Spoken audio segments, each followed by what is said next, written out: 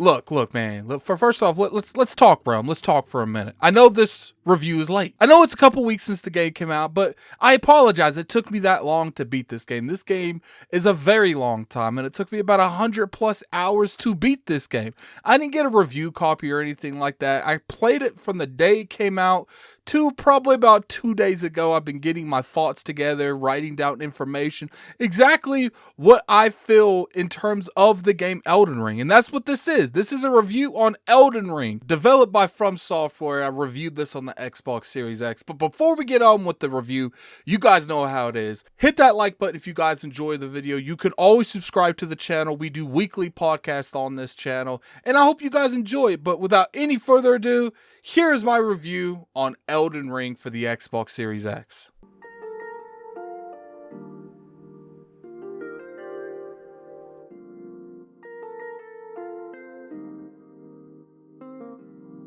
What's going on, you guys? Lord Addict here, coming at you with another review. Let's talk a little bit about the history that I have with FromSoftware games. I started this venture back on Dark Souls, and I was always one of those people that was very hesitant to play these type of games. But one of my buddies convinced me to actually attempt this game called Dark Souls. And I ended up loving it. I remember getting the Black Halberd in that game and just loving that type of combat that FromSoftware game was giving us with Dark Souls. Then I went to Dark Souls 2, and I wasn't really the biggest fan of that one. I actually didn't beat Dark Souls 2. And I played a lot of Dark Souls 3, but I never officially beat Dark Souls 3. But I did beat Bloodborne, and I beat Sekiro Shadow Dies twice. So when it comes to this type of game, I remember when I first heard of Elden Ring, I wasn't really that hyped. I don't know why. I've always loved the FromSoftware games, but it's never been like my go-to for the best experience in gaming to me.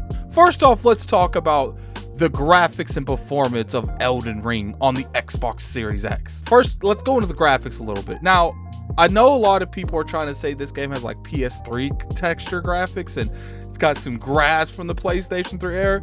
Don't listen to none of that. Like, look, is this the most beautiful game you're ever going to play in your entire life?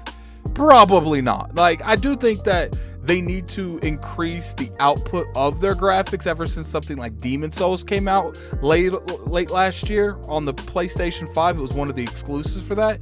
And now, I know it's not made by the same company. That was made by Bluepoint. This is made by FromSoftware. But that was FromSoftware's game. So to me, if you're gonna let another company show off your current games, then you got to step it up with your next title. Now, this game made a lot of money, so I would expect that their next game is gonna double dip on everything graphics wise. And look, are we going to get the perfect thing? No. I just feel like of Demon's Souls and we're getting this next gen hardware, well, it's current gen at this point. Now, sometimes when you're traveling in this game across the multiple type of biomes that's in this game, some places look amazing and some places not quite that much. It's like I said, it's a very inconsistent game, and it's like I'm not trying even remotely to tell you this game looks bad. It's passable. I think if you play this, you're not going to really bicker too much on how the graphics look. Now, if you're one of those people that you want your graphics to look really realistic and look really eye candy, then you're probably going to be disappointed with this. But I feel like FromSoftware games at this point, they're more known for their gameplay than the visual lookers. They're not visually looking, but they're average. But the gameplay is usually where they shine in these type of games. And it's like I said, the only thing I can really say when it comes to the graphics is they really need to amp it up next time, man. You guys are going to make a lot of money on Elden Ring. When you start making the next gen games, the Xbox Series X, PS5, I keep saying next gen. They're really current gen, but you guys get what I'm saying.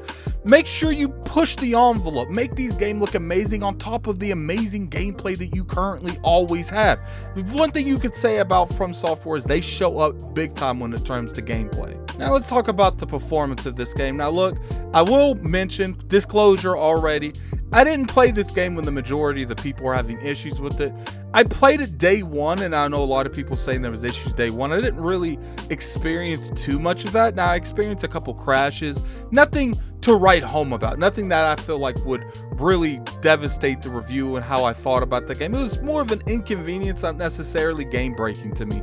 There is a lot of frame rate issues on some of the bosses. Now, it's not everything. I only really experienced it like maybe once or twice in the whole game, where sometimes these bosses have these crazy attacks, and I'm assuming it's putting a lot of stress on the system, where it does go down dramatically in frame rates. We're talking maybe 20 frames, 30 frames, somewhere around there. I'm not technical like that, so I couldn't really tell you, but it was enough where I noticed it off the rip. Like, it wasn't just a little bit, it was a lot. And you know, for the most part, I can honestly say the performance of Elden Ring on the Xbox Series X, keep in mind guys, I didn't play this on PC, I didn't play this on PlayStation 5, I played this on the Xbox Series X, and I never had no issues when it comes to something like that. Now let's talk about the story. Now first off, let's talk about how much I'm gonna make a lot of you FromSoftware fans upset with this segment. There's a lot of things I feel like they can improve on here, but let's talk about the stuff that I really enjoyed first. Elden Ring has a very immersive world when you're riding around on your horse, when you know you're going into these newer biomes, and pretty much that sensation of being in a new area. They do that very, very well.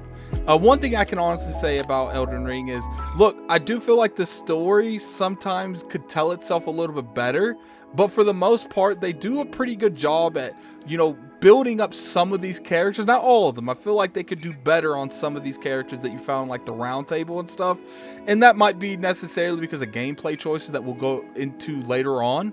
And I liked it. I really enjoyed the world of Elden Ring. Now let's talk a little bit about the thing that I feel like a lot of you is going to be upset with. Now, before I say this, I am not coming at your guys' game, okay? I'm not trying to change it drastically. I love this game, but I do want to vocal this opinion. It is okay to put quest logs. It is okay to do more stuff on the map. I don't think, when I see people constantly talking on Twitter and constantly, you know, being very vocal about the fact that Elden Ring and FromSoftware don't hold your hand in terms of information on the screen, I don't think that's really anything to brag home about. There's nothing wrong with telling your player, yo, you have a quest. There's nothing wrong with telling your player there's an NPC on this part of the map.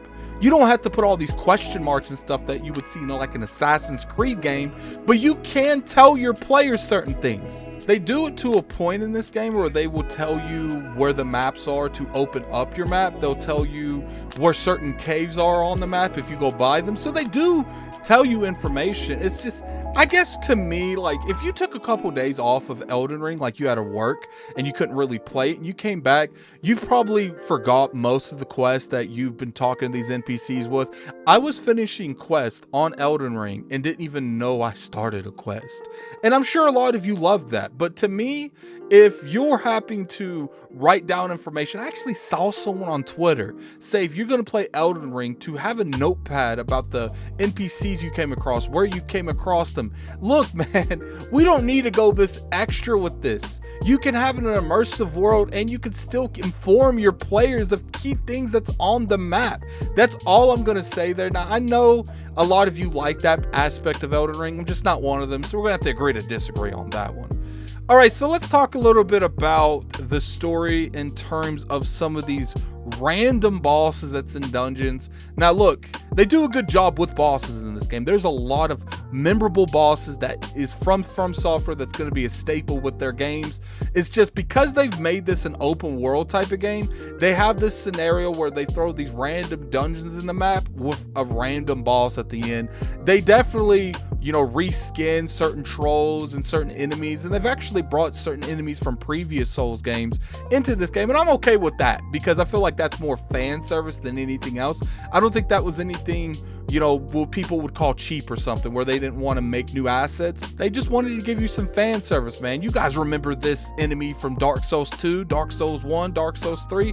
Well, guess what? He's in this game, and I think a lot of people really appreciated that from FromSoftware. But the issue that I have is these random trolls that is behind these dungeons and some of these random stuff that you come across. Is there lore to some of these things? Yes. But I feel like we've gotten to the point where FromSoftware, it's like we need to do a better job of informing them. Like, look, we love your game and we love the way you tell your story. It's just, I personally feel like they can do some of these things better, where instead of having 50 to 60 random bosses behind dungeons. Have 25 and have good lore building up to them. I felt like some of the demigods, now look, there were amazing fights. I cannot go away from that. I cannot express that enough. The fights in a lot of these is amazing, and some of them they do a good job of explaining more than others, but I do feel like you have to go out and look for this information, and it's not necessarily where I want it in my face, but I want to build up to a climax of fighting some of these people. And it's like I said, some of them they do a really good job with, but I do feel like they can improve on that aspect. FromSoftware is a very talented developer, and you know, I felt like something like Bloodborne, they did a great job with. Something like Sekiro Shadow Dies Twice, they did a great job with telling a story the way you want it to be told, but not being thrown into your face.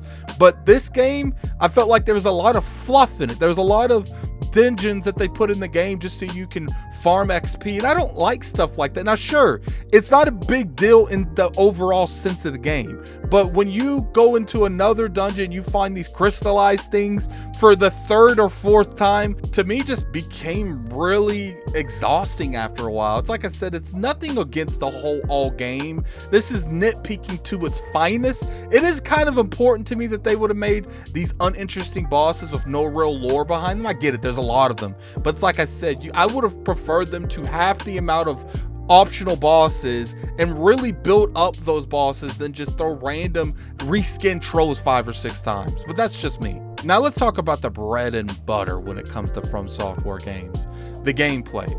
I've always felt like they perfected this type of gameplay where people have adapted it to a point, and you've seen it sprinkle a little bit throughout the industry in terms of other games. And Elden Ring doesn't seem to be any exception. It seems that they took that existing formula and they made it better. Now, is it anything different? No. I've always been one of those people that says you don't have to do stuff different, just do it better than you did it previously. Got a lot of fans that have been buying FromSoftware games for the past 10 years that love that type of gameplay from FromSoftware, so I don't expect them to really change it too drastically. Now, what I've always enjoyed about FromSoftware games, and they really deliver on here, is the diversity gameplay. They let you play these how you want to play. You can play as a mage, you can play as a faith user, you can play as a warrior, and you can play something that's a little bit of overall thing where they have multiple of those things in one build, where you have a warrior with some faith enhancements, or you have a warrior that you throw some spells in there or there. And the best part about everything I said is that is entirely up to you how you want to play Elden Ring. Weapons is returning obviously in Elden Ring, and I could say they're actually pretty well done. The majority of these weapons feel unique. They feel nice when you attack them. And what I really have always enjoyed about FromSoftware games, and Elden Ring is no exception, is when you see someone use something, generally you can snatch that thing. When you see someone have armor on that you like, oh, that looks pretty nice, you can generally farm them for that. Or sometimes if you can't farm them, you can find those weapons or find that armor somewhere around the map. Now, obviously FromSoftware changed the formula that they normally do. Most of their games are kind of linear with a little bit of branching opportunities in terms of map design. Now, FromSoftware has always been masters of how they do the map design, but they've never went full-blown open world. And they did that with Elden Ring. And I can honestly say that FromSoftware is one of the few companies or developers that I've seen attempt to do a full open world and do it flawlessly. Is there issues with the open world? Of course. There's nothing's perfect in gaming. Nothing is. I do feel like some things could have been differently in terms of, how the world unfolds. Now, what's really cool on here is there is actually like a day and night cycle. So there'll be more heavy bosses come out at night. There'll be bosses in general just chilling everywhere. You can go around a random field and bam, there's a dragon. You can go under some, volcano and bam, there's like some fire wavering. Like, I really enjoy the sensation of just traveling in Elden Ring. Now, clearly, a lot of you that's watching this, you see how hyped, how successful Elden Ring is. And I think this key point is why it's successful. When you have a player that's never really played FromSoftware games, or maybe they hate FromSoftware games, kind of the person I used to be in terms of FromSoftware. Back in the old days with the Demon Souls, the Dark Souls, Sekiro, some of them had a little bit of options that you could do besides the boss that you were stuck on. But for the most part, you was stuck there till you beat that boss. Elden Ring, it's not really the case. Now, if you get beat too many times fighting a boss in Elden Ring, you can simply leave. You're not made to go there. Now, sure, some of these times you'll get stuck on a main boss, and there's a couple of them in the game, but for the most part, the amount of bosses that's in this game overweigh the amount of main bosses. For example, main bosses is people you have to defeat to continue the storyline. You don't have to do any of them for a long time. For the most part, you can go on and do what you want to do. You could travel to parts of the map that you really shouldn't be at. You go to part of the map that you're not supposed to be there, and guess what? You get one-shotted. But the ability is they give you the option if you want to continue down that route, or do you want to turn around and level up a little bit. Now, obviously, when it comes to this is what sold them. I'm confident that this game is going to sell a lot of units just based off of this and this alone. It's inviting people to play this game that doesn't really have the experience of FromSoftware games while keeping their hardcore audience happy. I'm really enjoying the fact that they did this and didn't really try to casualize the game too much. Now, there's obviously issues with Elden Ring in terms of, I felt like some of the lore could have been better, but I don't think none of this really takes away from the fact of how special this game is.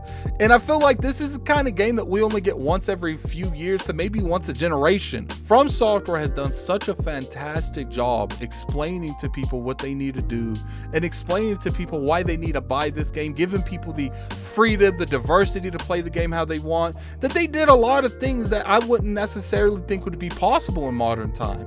They've already sold 12 million copies. Keep in mind that the Iron Lords podcast has bought 3 copies of these because we wanted to stream it. We wanted to give the opinions of myself on the review. We bought 3 copies, so I know this game's doing good. Elden Ring deserves your money. I'm just going to say, they deserve your $60. I do feel like there's a lot of things that is wrong with Elden Ring, but the positive drastically outweighs the negatives. And I think they deserve your money on multiple times. If you want to double dip, this is the only time I'll probably ever say it's okay to double dip. I'm not really the biggest fan of double dipping, but if you want to play this on another platform to play with your other friends because it's not cross-play or cross-progression, I don't blame you. That's how good this game is. Elden Ring is the type of game that I will be playing or thinking about for years to come, and I'm kind of sad that my journey with this game pretty much is over. Now, I will be playing the New Game Plus because it has a New Game Plus, but I don't know how much long I'll play it after that New Game Plus has started, because I'm the kind of person that once a game has concluded and I can't really get any more information story-wise, normally I will slowly drop the game after that. Now, this game might be different because I do want to go back and I want to try some of these overpowered mage builds that I hear about. I want to try more of these weapons that I've gotten that I don't really need right now because I got kind of a lock on the type of weapons that I want to use. I want to try all this stuff, and it has a lot of replayability, but I don't know if I'll actually go back and replay these games. It's like I said, I put 100+ hours in this game and I'm still constantly playing it. And that pretty much concludes the review of Elden Ring for the Xbox Series X. It's like I said, solid graphics, nothing special, nothing's gonna blow your mind. It's not like the state of the art in terms of eye candy for the Xbox or anything in that matter, because I've seen it on the PlayStation 5 and I've seen it on PC. I'm sure the PC version looks a lot better, but as far as like what the core graphics look like, it's nothing special. Performance is iffy sometimes, not a whole lot. Now, it's like I said, I did not play this game before the game came out when it was having the most issues, but I had a relatively solid experience, and the gameplay's probably second to none. It's an amazing gameplay with diversity in games where, if you want to play as a mage, cool. You want to play as a warrior, cool. If you want to play as everything, wonderful. They give you the option, they give you the freedom to do so. And that's the review for Elden Ring. So definitely hit that like button if you guys enjoyed this review. It's like I said, man, Iron Lords podcast, we do a podcast every 1 p.m. on Sunday. Definitely tune into that. We talk about games such as Elden Ring and pretty much everything in the industry. And until next Lord's review, this is Lord Addict. I'm out of here. Peace.